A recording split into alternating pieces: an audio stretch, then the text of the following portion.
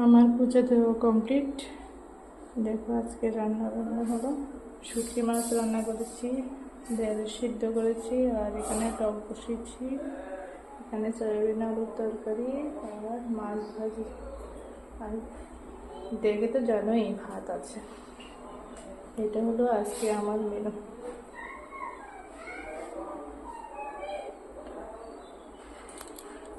এই দেখো পাকা আমের টক বসিয়েছি।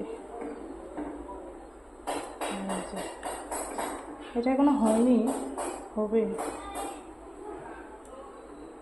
এতে কিছুটা সময় নেবে।